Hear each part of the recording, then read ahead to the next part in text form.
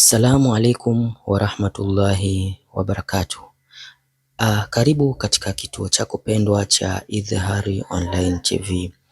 Awali ya yote tunapenda kumshukuru Mwenyezi Mungu kwa kufikia mwishoni mwa masiku ya mwezi mtukufu wa Ramadhan. Mada yetu ya leo imejikita katika funga ya sita na funga ya saumu. Kwa wale ambao hawakufanikiwa kufunga mwezi mzima wa Ramadhan, je, anapaswa kuanza na funga ya sita au anapaswa kulipa kwanza siku ambazo hakufunga za mwezi mtukufu wa Ramadhan? Sasa atafunga sita kisha alipe au atalipa kisha ndo afunge sita? Kama ni mara yako ya kwanza unatufuatilia, usiache kubonyeza button nyekundu yenye neno subscribe na alama ya kengele ili tu pale tunapopandisha video zetu uwe wa kwanza kuzipata.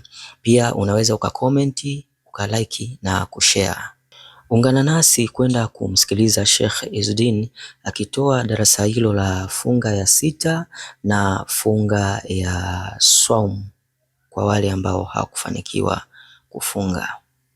Yeye iwadaiwa Ramadhani na baada ya Ramadhani kuna kufunga sita. Sasa atafunga sita kisha alipe au atalipa kisha ndo afunge sita? Hutegemea ile deni. Sikiza vizuri, kuna deni la lazima, yani wewe ulikula jeuri tu, ulikula jeuri. Huyu alokula jeuri hafai kufanya sunna. Alokula Ramadhani kwa jeuri, tumefahamu? Alokula Ramadhani kwa jeuri hafai kufunga sunna, hafai kula, hata kula hafai, lazima alipe. Lazima baada ya Ramadhani on the spot alipe. Ama alokula kwa hedhi, kwa maradhi, kwa safari, ni kwa udhuru wowote, ana khiari kulipa wakati wowote.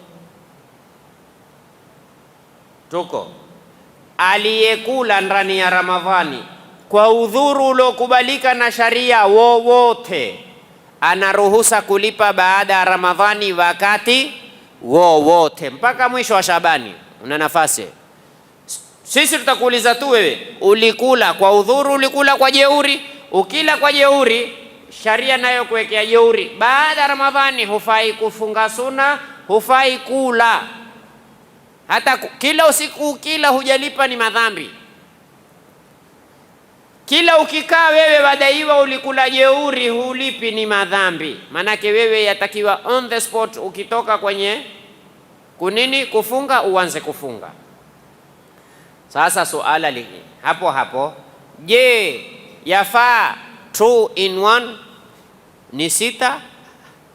Mwanamke pengine maskini siku zake za hedhi zilikuwa sita, akaona sasa sita hapa, sita na sita 12. Mimi nitaipiga 2 in 1, nafunga ni kulipa na nafunga ni sita. Tuko hapa. Au wewe pengine ulifanywa operation au ulikuwa mgonjwa. Si kwamba mwanamume, kuna wanaume wengine huona aibu kuna ulipa Ramadhani, anambia na wewe ongea siku zako. Kwani udhuru ni hedhi tu?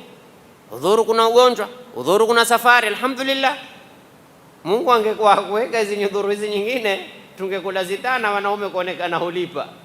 Ule naye ulipa Ramadhani. Jamaa ngenena ni unta wewe. Maana sisi tumezoea walipao nani? Wanawake. Wewe mwanamume. Ikiwa msikize vizuri hapa, wanazuoni wametofautiana katika hii saumu ya sita. Je, lengo ni kupatikane saumu tu au lengo ni kuwa wewe umefunga siku 30 uongezee na sita?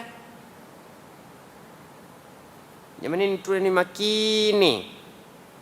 Lengo ni ufunge siku 30 au 29 plus 6, au lengo hizi siku sita baada ya Ramadhani kupatikane saumu? Ikiwa lengo wanazuoni wametofautiana katika kuifahamu hadithi, man sama Ramadhan thumma atba'ahu sita, yani mwenye kufunga Ramadhani nzima kisha akaifuatiliza na siku sita. Ina maana kuna walofasiri kwamba lazima iwe amefunga Ramadhani kamili.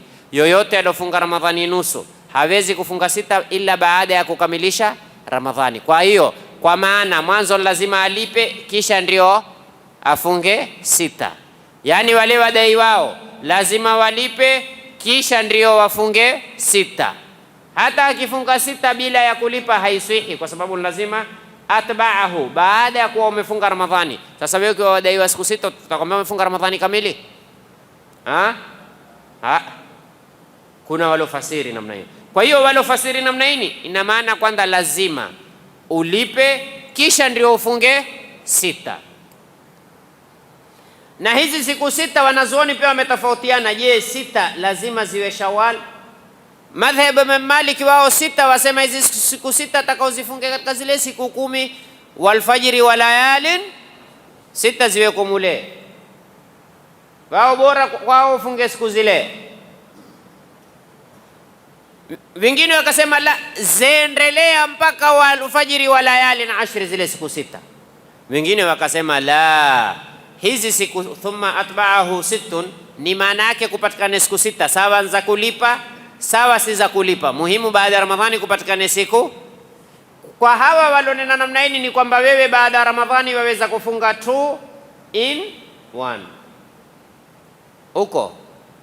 Kwa hawa ambao wao wasema hii hadithi kwamba lengo la Mtume sallallahu alayhi wa alihi wasallam ni kwa wewe baada ya kufunga Ramadhani ufunge na siku 6 kwa nia yoyote, muhimu zipatikane siku 6. Kwa hiyo afungaye siku 6 baada ya Ramadhani kwa nia yoyote yuwahesabiwa katika sharia amefunga siku, sawa ni kulipa, sawa ni kafara, sawa ni chochote. Kwa hiyo ina maana waweza baada ya Ramadhani ukatia nia 2 in 1. Nini wengine sisi hatukusoma skuli, nini maana 2 in 1? Yani mimi nafunga ni deni langu la Ramadhani na nafunga ni hizi saumu ya siku 6.